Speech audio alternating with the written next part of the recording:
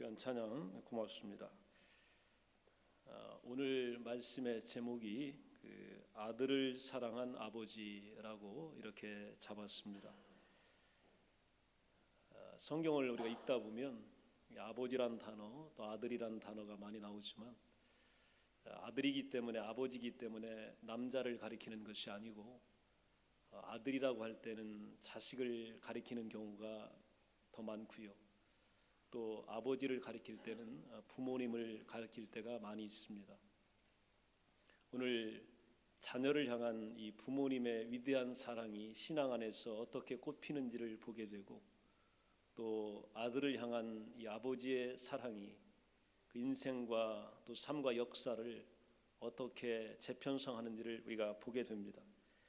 하나님은 100살도 넘은 아브라함에게 아들 하나를 주시면서 이 아들을 통해서 이 아들 때문에 밤하늘의 뭇별처럼 자손이 번성하게 될 것이다 이렇게 약속을 하십니다.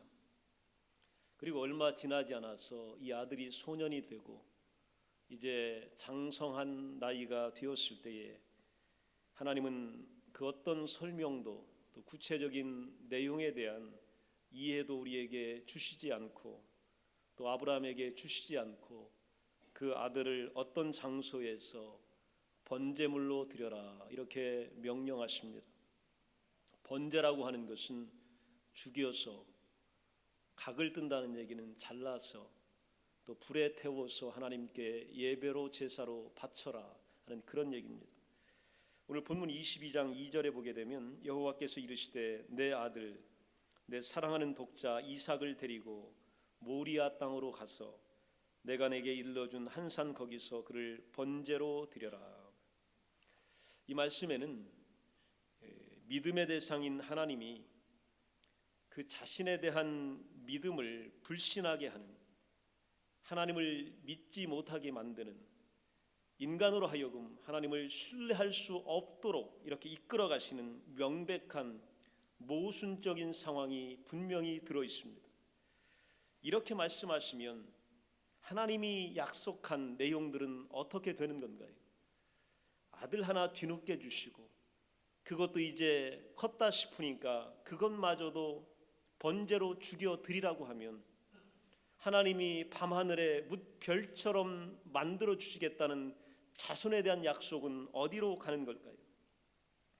이걸 가리켜서 실존주의 철학자 중에 한 명인 키에로케고르는 이렇게 이야기합니다. 이 명백한 모순은 부조리다.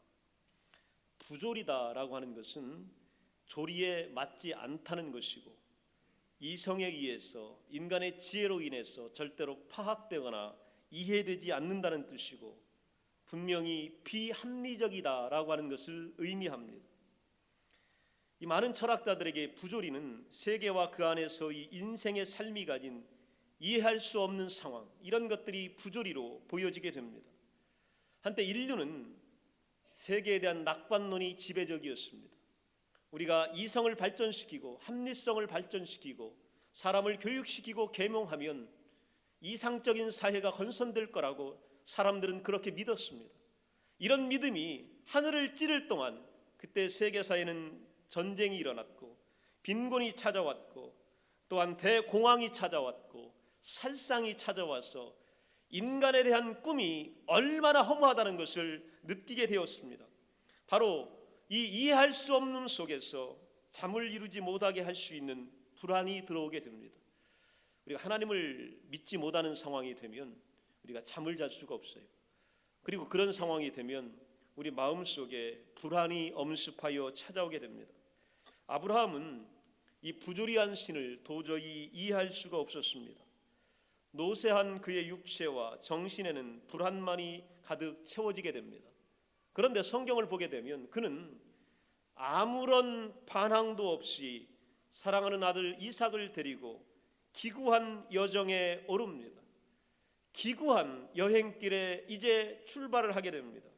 이건 평범한 길떠남이 아닙니다. 수많은 고뇌와 불안과 또 아픔이 이 부자들에게 가득 채워진 이 여행을 그들은 시작하게 됩니다.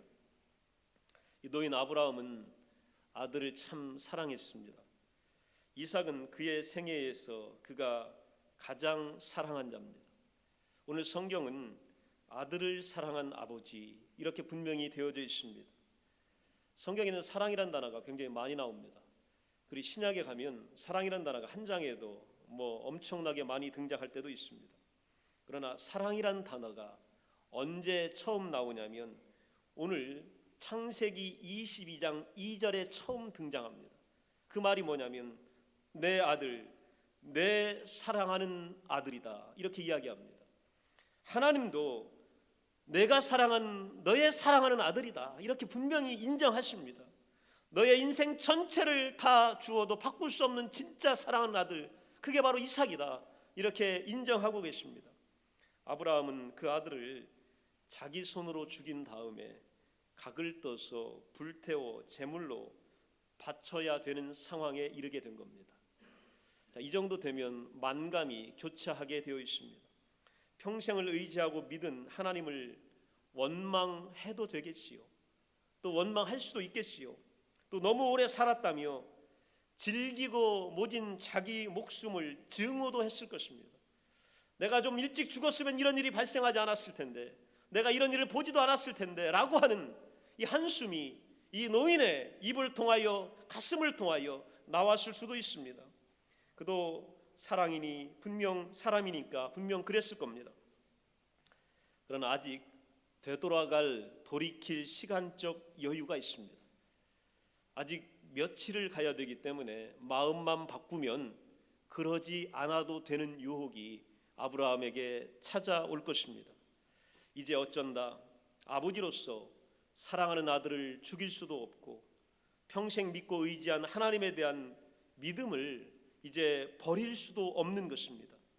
그 둘 모두 죽기보다 어려운 선택을 아브라함은 해야 되는 것입니다. 아브라함의 고뇌는 이런 것들입니다. 차라리 내가 죽는 게 최선이다. 우리 이런 고뇌가 우리 가운데 들어올 때가 있습니다. 하나님은 아들이 아니라 이 늙은이를 원하신 것이 틀림없다. 내가 해결하면 된다라고 하는 마음이 들어왔을 것입니다. 하나님께 엎드려 간절히 어린아이들을 내 아들을 좀 돌보아 주시고 보존하시고 축복해 달라고 기도한 후에 내가 제물이 되어 내가 목숨을 끊은 후에 내가 하나님께 번제물로 바쳐지는 것이 더 쉬운 일이다.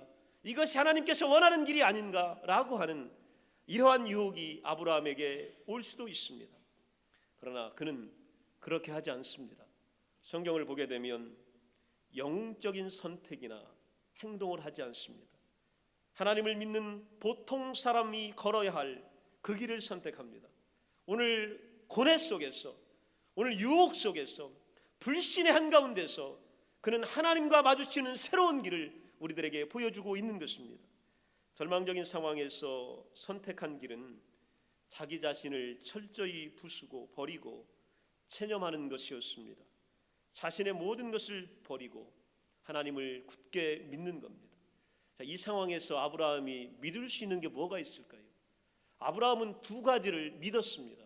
첫 번째는 하나님은 이삭을 원했지만 진짜로 이삭을 원한 것은 아니다라고 아브라함은 믿었습니다. 두 번째, 나는 오늘 아들을 바치지만 하나님은 나에게 이 아들을 돌려주실 것이다 라고 믿었습니다. 부조리 한 것을 오직 신앙의 힘으로 믿은 것입니다. 7절에 보면 불과 나무는 있거니와 번제할 어린 양이 어디에 있습니까? 아들이 아무리 봐도요 이 상황이 믿겨지질 않고 납득이 안 됩니다. 그래서 아버지에게 물어봐요. 도대체 번제물은 어디에 있습니까? 아버지가 대답을 합니다. 8절에 아들아 번제할 어린 양은 하나님이 자기를 위하여 친히 준비하시리라 이렇게 설명을 해줍니다. 어린 아들이 이 말을 이해했을까요? 아들이 이해를 못한 거예요. 그리고 납득이 안 된 겁니다. 아직도 의문이 있는 거예요. 늙은 아비도 아들아 하나님이 준비할 것이다 이 말을 이해했을까요? 이게 이해가 안 되는 상황입니다. 지금 어쩔 줄 모르는 아주 절체절명의 시간이 아브라함과 아들 이삭 사이에 오고 있는 것입니다. 이해되지 못하는 것을 어떻게 믿었을까? 두 가지 상황이지요. 뭘 믿었냐면 하나님께서 요구하시는 이 부조리의 힘으로 믿은 거예요. 하나님이 아들을 원한 게 아니다 라고 하는 걸 믿은 거고, 하나님이 나에게 돌려줄 것이다 라고 하는 걸 믿은 겁니다. 근데 이 믿음이요, 부조리합니다. 이게 모순이에요. 이렇게 믿기가 어려운 거예요. 그런데 믿은 겁니다. 그는 산에 올라갑니다. 그리고 팔이 번쩍인 순간까지도 믿습니다. 하나님이 이삭을 요구하시지 않을 것이다. 아브라함의 믿음대로 하나님이 칼을 들어 이삭의 목을 치려 했던 바로 그 순간에 하나님은 사자를 보내 아들과 아버지를 동시에 구원하여 주십니다. 12절에 보면 그 아이에게 손을 대지 말아라. 내가 이제야 내가 하나님을 경외하는 줄을 아노라. 하나님이 이렇게 말씀하십니다. 아들의 생명을 구하고 아버지의 믿음을 구했습니다. 그때 아브라함이 눈을 들어보니 한 마리 양이, 한 마리 순양이 숫풀에 뿔이 걸려 있었고 그는 그것을 잡아서 번제로 드리게 됩니다. 이것이 오늘 이 사건의 전말입니다. 그런데 우리는 이 사건 속에서 몇 가지 생각해 봐야 될 질문을 받게 됩니다. 첫 번째는 모리아 산에서 아브라함이 하나님께 바쳤던 것이 과연 무엇인가? 하나님은 무엇을 하나님께 바쳤을까? 아들 이삭이 아니라 자신의 삶의 전부를 바친 겁니다. 내가 사랑하는 모든 것을 다 바친 겁니다. 아브라함이 가졌던 모든 것을 다 바친 겁니다. 여러분, 인간이 하나님께 드릴 수 있는 것은요, 하나님께 받은 것 전부를 하나님께 바치는 겁니다. 이것을 아브라함은 했던 거예요.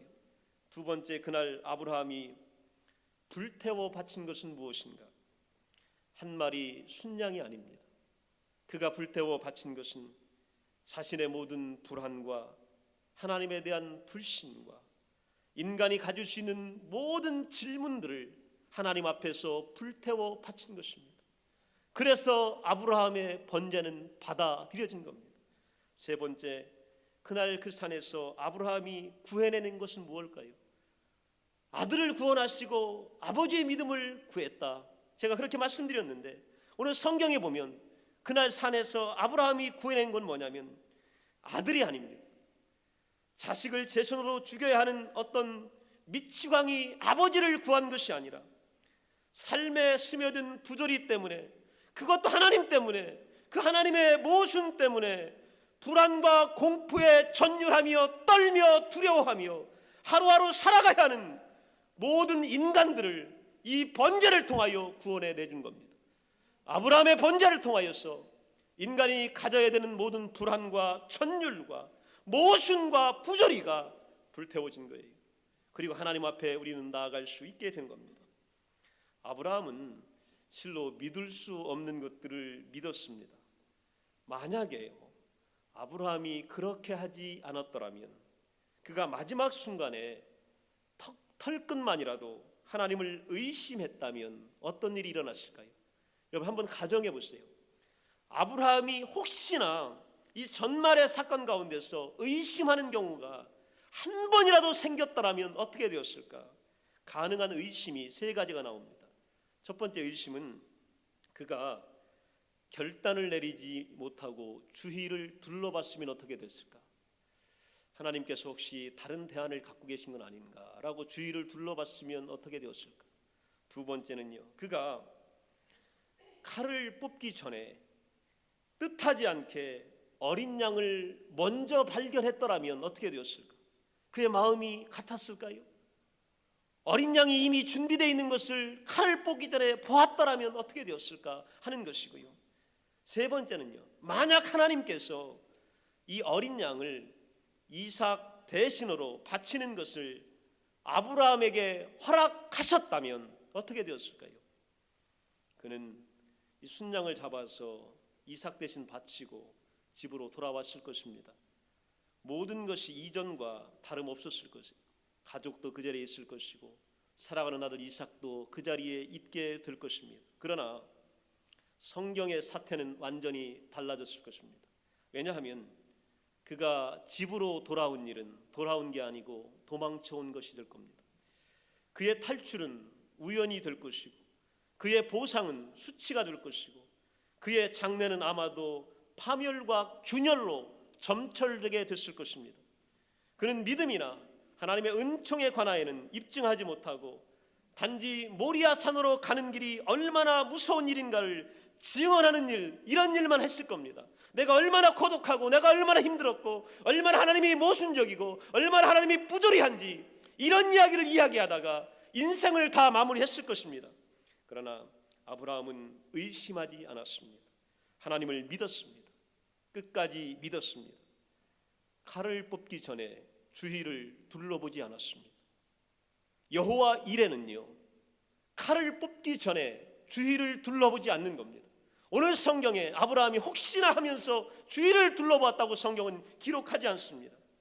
제물이 될 어린 아들을 위해서도 자식을 죽이는 아비를 위해서도 단 한 방울의 눈물과 또한 기도조차도 그는 하지 않았고 단 한 방울의 땀방울도 그는 흘리지 않았습니다. 그리고 14절에 보면 그 땅 이름을 여호와 이레라 하였으므로 여호와의 산에서 준비되리라 하더라, 이렇게 기록하고 있습니다. 자식을 사랑한다는 것이 여러분 뭘까요? 오늘 살릴 수 있는 유일한 방법, 내가 할 수 있는 유일한 방법이 과연 뭐가 될까요? 부조리한 신을, 모순된 신을, 이해할 수 없는 신을 부조리한 채로, 오늘 이해되지 않은 채로, 납득되지 않은 채로, 해석되지 않은 채로 그대로 믿는 겁니다. 하나님, 당신이 그렇게 부조리하십니까? 나는 그 부조리함을 나는 그대로 믿겠습니다. 그게 바로 뭐냐면 하나님이 아들을 원한 게 아니다. 이게 얼마나 부조리해요. 하나님 분명히 아들을 바치라고 했는데 아브라함은요, 하나님이 아들을 원한 게 아니다, 이렇게 부조리한 가운데 믿어버린 겁니다. 오늘 여러분, 신앙이 우리에게 도전을 줄 때, 하나님이 나를 배반한다고 느껴질 때에, 하나님을 믿을 수 없다고 생각될 때에, 하나님이 나에게 어떻게 그렇게 하실 수 있냐고 생각될 때에 우리가 살 수 있는 유일한 방법은 그 상태로 믿어버리는 거예요. 하나님, 당신이 그러면 나는 그대로 믿겠습니다. 오늘 여러분, 내게 죽음이 찾아온다, 하나님은 나를 죽이시지 않고 영원한 생명으로 인도할 것이다, 그렇게 믿으시는 겁니다. 이게 바로 부조리한 거예요. 사람들은 죽을 거라고 얘기하지만 하나님은 나를 살릴 것이다, 이렇게 믿는 거예요. 오늘 나에게 질병이 찾아오고 절망과 실패가 찾아왔다, 이게 부조리합니다. 내가 왜 이런 것을, 내가 얼마나 노력하고 얼마나 성실하게 애썼는데, 그러나 하나님께서 이 부조리한 것들을 원치 않으심을 믿으면 되는 거예요. 하나님은 내게서 오늘 질병을 떠나가게 하실 것이다, 그렇게 믿으십시오. 암덩어리 하나님께서 치유하실 것이다, 믿으십시오. 오늘 실패와 절망이 원하는 것이 아니다, 이렇게 믿으십시오. 오늘 좌절과 두려움, 분노, 전율이 원하는 게 아니다, 그렇게 믿으면 되는 겁니다. 이게 바로요, 부조리한 하나님을 부조리하게 믿었던 아브라함의 믿음입니다. 두 번째는 아들을 바쳐도 돌려줄 것이다. 이게 얼마나 부조리해요. 번제는 죽이는 거예요. 그리고 번제는 태우는 겁니다. 그리고 하나도 남기지 않는 거예요. 근데 아브라함이 뭘 믿었냐면 내 아들을 돌려줄 것이다, 그렇게 믿었어요. 그렇게 믿고 그 길을 출발한 겁니다. 이거 얼마나 부조리해요. 여러분, 부조리하지만 여러분의 기대와 소원을 하나님은 지금도 원하고 계십니다. 여러분의 마음을 지금도 원하고 계세요. 여러분이 무엇을 바라고 있는지를 하나님은 받아주시기를 원하고 계세요. 오늘 여러분의 가정이 회복되기를 믿으시기 바랍니다. 하나님이 돌려줄 것을 믿으시기 바랍니다. 여러분의 사업과 일터와 기업체를 하나님께서 회복시켜 주심을 믿으시기 바랍니다.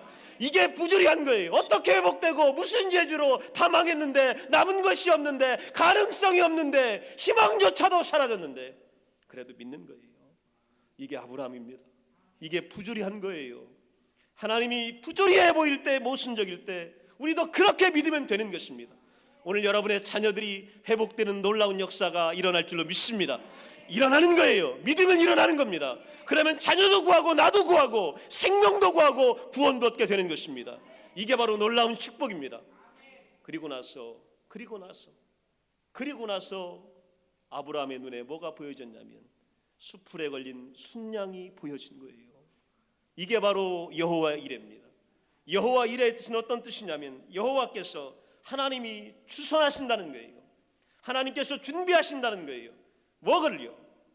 엉망진창이 되어버린 나의 삶의 현실을, 뒤죽박죽이 되어버린 부조리와 모순의 이런 자리를 하나님께서 다시 맞추신다는 겁니다.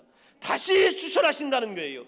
내 마음의 부조리, 내 환경의 부조리, 내 현실의 모순, 이 모든 것을 우리 하나님이 준비하신다는 겁니다. 아브라함은 여호와 이레의 하나님을 만나게 되었습니다. 오늘 순양 이삭을 대신하기 위하여 하나님이 예비하신 것이라면, 예수님은 여러분과 우리를 대신하시기 위하여 하나님이 예비해 주신 것입니다. 오늘 예수 그리스도를 통하여 우리에게 구원이 있고 생명이 있고 축복이 있게 되는 것입니다. 예수 그리스도를 우리가 믿게 되면요, 그분을 통하여 부조리한 것들이 생명으로 바뀝니다.